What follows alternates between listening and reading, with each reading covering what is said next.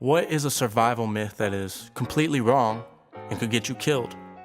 If you ever find yourself in snake country, make as much noise as possible. Most people want to avoid snakes so they stay quiet, but they are more scared of you than you are of them. Talk loudly, stomp, but obviously keep an eye and ear out for any fellas who don't want you to be there. Source: Australian. Quote, follow flying birds to find water, unquote.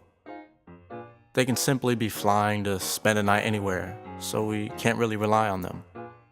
You do not need to wait 24 hours to report a missing person. If you think someone is missing, report it as such. The faster a missing person report is filed, the greater the chance the person will be found. Australian doc here. There's so much misinformation on here. What you want to do is stop the venom from traveling from the site of the bite into the lymphatic system and then into the bloodstream. Do not suck, cut, wash, or otherwise investigate the wound. Do not try to catch or kill the snake. Identifying the kind of snake is not worth the risk of a second bite and the delay in getting to your other priorities. Priority 1, get away from the snake. Priority 2, get help. Get someone nearby to call an ambulance, or worst case scenario, call yourself. Priority 3, stay still. Moving your muscles is what helps pump the fluid through your lymphatic system and to the lymph nodes, where it can enter the bloodstream quickest. Ideally, keep the bite below your heart, but immobilization is the most important thing. Priority 4, if there's someone with you, get them to apply a pressure dressing to tightly compress the whole limb. This can greatly slow the flow of lymph and buy you hours. The issue with a tourniquet, as opposed to full limb compression, is that you're not actually preventing the spread of lymph up the limb. Taking the tourniquet off then becomes very risky for a sudden influx of venom into the central circulation, and has serious risks of permanent damage and loss to the limb. Removing a bullet is more dangerous than leaving it in. Trying to remove it can tear vital organs, it can be pushed in even deeper, or removing it can cause a person to bleed out. Expanding on this, knives or sharp objects.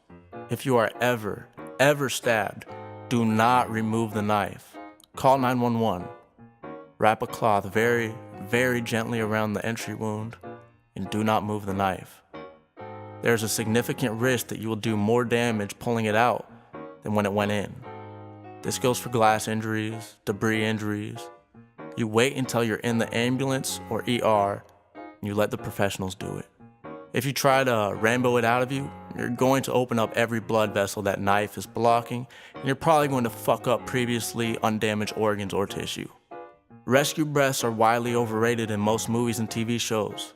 You'll see someone in cardiac arrest, and the rescuer will stop giving compressions and focus on breathing into a person's mouth, and blammo, awake, alert, alive.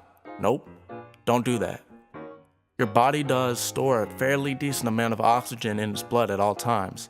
If someone in front of you ODs and their mouth is covered with saliva or vomit, or someone collapses in front of you of a suspected cardiac arrest, your plan of action is twofold. 1, are they breathing? Do they have a pulse?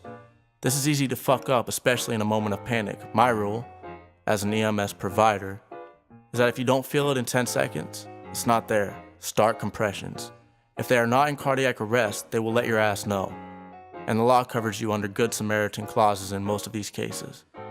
2, if you are the only person attending to this body, do not stop and give rescue breaths if help is on the way and will be there soon. It takes about 4 to 7 decent compressions to get blood recirculating in the body after stopping to give mouth to mouth. That's a lot of blood, carrying a lot of vital oxygen reserves that aren't making it to the brain. Obviously, if you're a long way out from help and you feel safe to do so, give rescue breaths. But it should never be priority number 1. By the way, if you hear ribs crack, make a face, make vomit noises if you have to. Tell the person their bones are fucking grossing you out, but don't stop compressions. Because what are compressions? That's right, they're number fucking 1. Don't eat snow to stay hydrated if you're in a winter survival situation.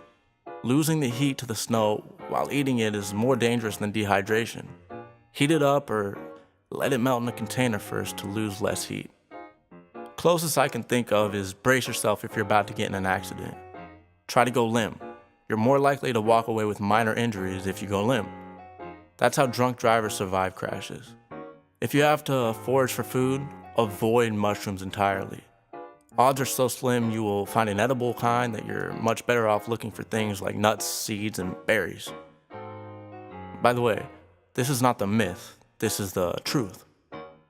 You can hydrate from soda. If that's all you have, drink it. Herbivorous animals are friendly and peaceful, so you are safe being around them and their presence will show you where food is. Seriously, everything from cows to deer can and will kill you if you make it angry. It is usually a good idea if you are in the wilds not to get near any large wild animal, but herbivores can often be more aggressive than the predators. Don't stand underneath doorways in case of earthquakes. Doors and door frames are just not made the same anymore, so you're more likely to sustain more injuries if you do. You're better off staying hidden underneath a desk or table. Apparently, some people think the best way to survive a wolf attack is to bend down and show the wolf you're submissive towards him and pose as no threat. If you do this, you're dead. The wolf will 100% kill you. The best bet is to walk away without turning your backs on them. Maintain eye contact the whole way. If you look away or turn your back, the wolf's killer instinct will kick in and it'll kill you. Don't make a lot of noise and aggressive movements towards a wolf the same way you do to a black bear, because most likely it'll be seen as a challenge, not a threat. Quote, cotton wicks moisture, unquote. Cotton is probably the worst material to wear in an outdoor survival situation because it holds moisture and in doing so loses its ability to keep you warm. It won't kill you, but don't pee on a jellyfish sting. It will actually release more of the toxin. That you can eat what animals eat. Not true. Animals have different digestive systems that aren't the same as the humans. Sticking your finger up a dog's bum. I've read this a few times, it's not a good idea.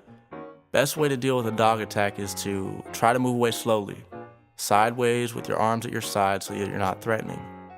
Don't look at the eyes and don't smile. Both are seen as a challenge. Don't run away.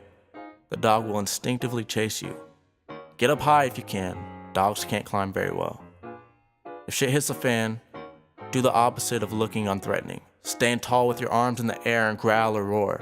If there's something nearby, throw it at the dog to make it think twice. Wrap clothing around your arm to hand to the dog should it go in for a bite. You're pretty much guaranteed to be bit, so make it in a place that is less important and less likely to bleed out. Don't lose your footing or fall to the ground. You'll be toast.